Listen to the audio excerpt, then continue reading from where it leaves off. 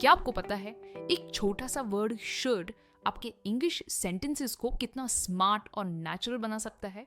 मेरी पिछली 2 लेसन्स में हमने कुड और वुड इन मॉडल वर्ब्स के सारे यूजेस समझे। शुड, कुड और वुड ये तीनों modal verbs almost regularly use होते हैं और कंफ्यूजिंग भी है।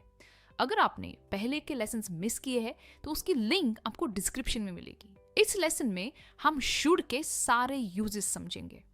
प्रॉब्लम यह है कि ज्यादातर इंग्लिश लर्नर्स शुड का यूज सिर्फ एडवाइस देने के लिए करते हैं, लेकिन शुड के और भी पावरफुल यूजेस है जो एडवांस स्पीकर्स हर रोज यूज करते हैं। आज के इस लेसन में हम शुड के सारे इंपॉर्टेंट यूजेस सीखेंगे, सिंपल एक्सप्लेनेशन के साथ ग्रामर स्ट्रक्चर समझेंगे और बहुत सारे एग्जाम्पल्स देखेंगे ताकि आप शुड इस मॉडल वर्ब को कॉन्फिडेंटली यूज कर पाए। तो चलिए शुरू करते हैं आज का लेसन।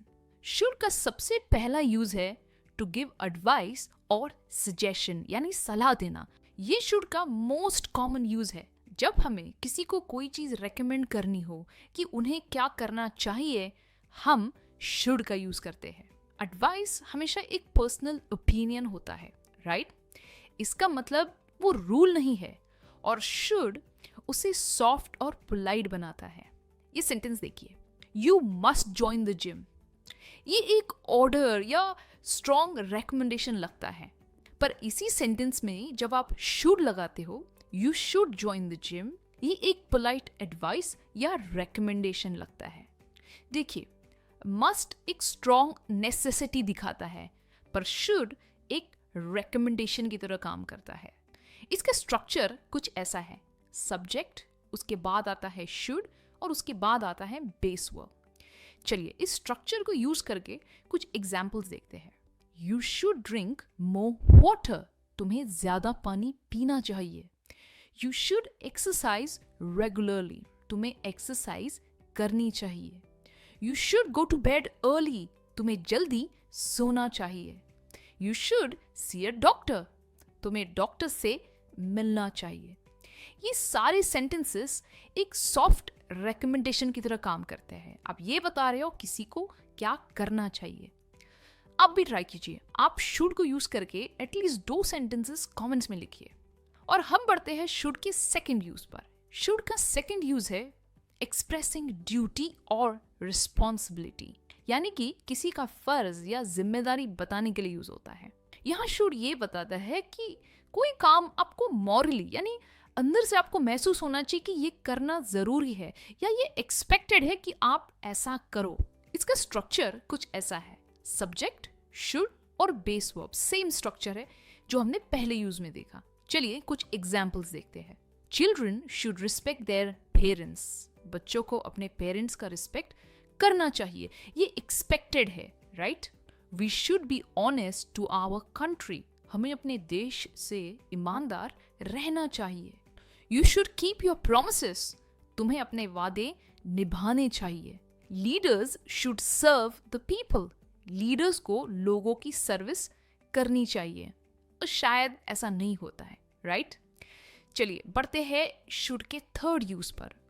शुड का थर्ड यूज है टू एक्सप्रेस प्रोबेबिलिटी और एक्सपेक्टेशन, यानी उम्मीद या संभावना के बारे में बताना। इस यूज में शुड का मतलब होता है कि आपको लगता है कि कुछ होने वाला है बेस्ड ऑन द लॉजिक और जो सिचुएशन आपको आपके आसपास दिख रही है।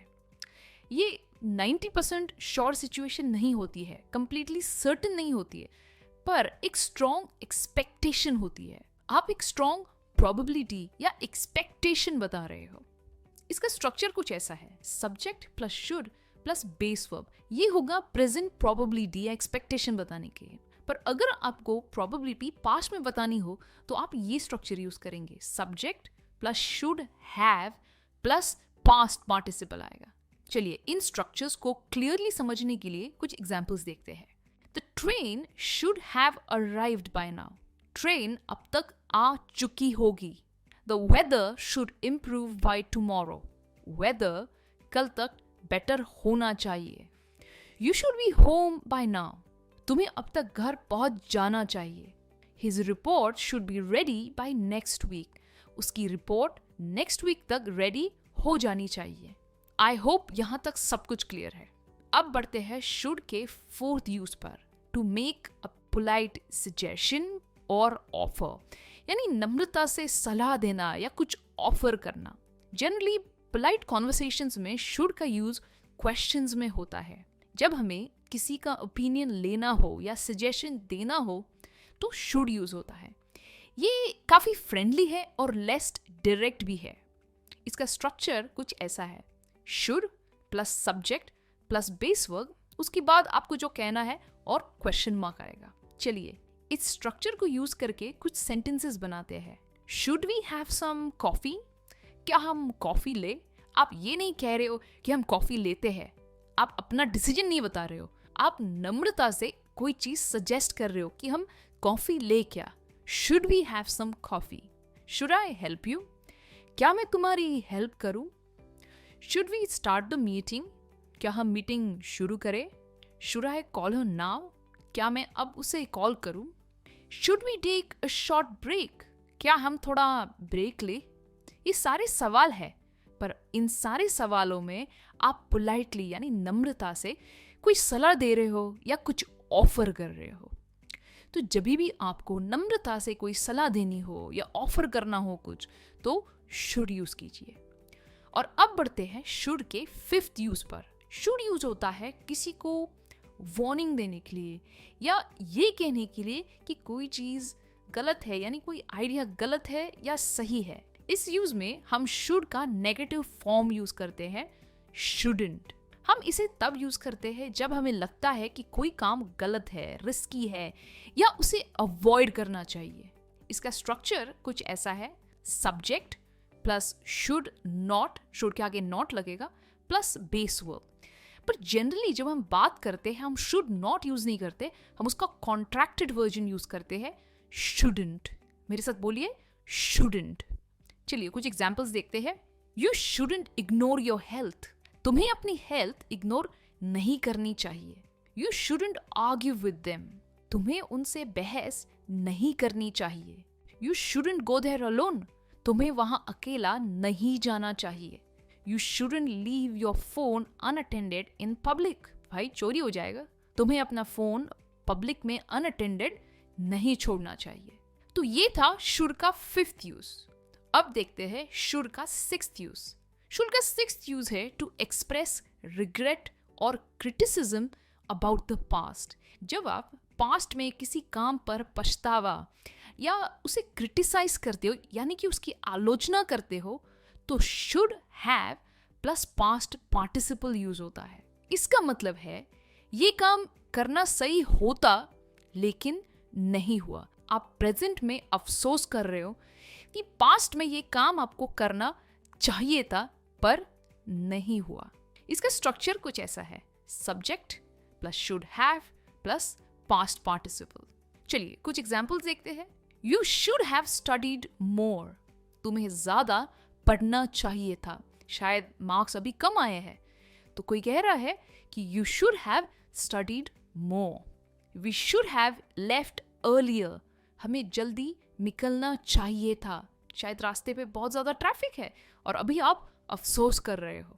He should have told you the truth, उसे तुम्हें सच बताना चाहिए था। You should have seen a doctor, तुम्हें डॉक्टर से मिलना चाहिए था। तो इन सारे सेंटेंसेस में कोई ना कोई अफसोस जता रहा है कि पास्ट में ये करना चाहिए था पर नहीं किया। अब बढ़ते हैं शुड के बहुत इंपॉर्टेंट यूज पर, कंडीशनल सेंटेंसेस। देखिए नॉर्मल कंडीशनल सेंटेंसेस में हम सेंटेंसेस इफ से शुरू करते हैं, राइट? इसका स्ट्रक्चर कुछ ऐसा होता है, if plus subject plus should plus base verb. पर अगर आपको फॉर्मल और ज़्यादा पोलाइट साउंड करना है तो हम कंडीशनल सेंटेंसेस में इफ हटा के सब्जेक्ट को शुड के बाद रखते हैं। इसे इंग्लिश में इन्वर्जन कहते हैं। जैसे देखिए example, if you have any problems, ये एक नॉर्मल कंडीशनल सेंटेंस है, पर अगर इसी सेंटेंस को आपको ज़्यादा फॉर्मल और पोलाइट बनाना है तो आप कहोगे if you should have any problems call मी। ये ज़्यादा फॉर्मल और पोलाइट लगता है। शुड यहाँ इफ के बाद का मीनिंग सॉफ्ट कर देता है, यानी पोलाइट कर देता है। ये use mostly polite offers, instructions, formal letters या ईमेल्स में यूज होता है। आप इस सेंटेंस में से इफ को हटा सकते हो। आप बिना इफ के भी कह सकते हो you should have any problems, call मी। चलिए कुछ एग्जाम्पल्स देखते हैं। If you should need help, let me know. अगर तुम्हें हेल्प चाहिए तो मुझे बता देना। इस सेंटेंस शायद सुनने में थोड़ा अजीब लगेगा, पर ये ग्रामेटिकली करेक्ट सेंटेंस है। If you should go there, be careful. अगर तुम वहां जाओ तो केयरफुल रहना। If you should be late, send me a message. अगर तुम लेट हो तो मैसेज भेजना। If you should not like it, return it. अगर तुम्हें पसंद ना आए तो रिटर्न कर देना। ऑल राइट, तो इंग्लिश लर्नर्स, अब आपने शुड के सारे इंपॉर्टेंट यूजेस डिटेल में सीखे हैं। एडवाइस देना, ड्यूटी बताना, प्रोबेबिलिटी दिखाना, पोलाइट सजेशन, वार्निंग, रिग्रेट और फॉर्मल कंडीशनल्स।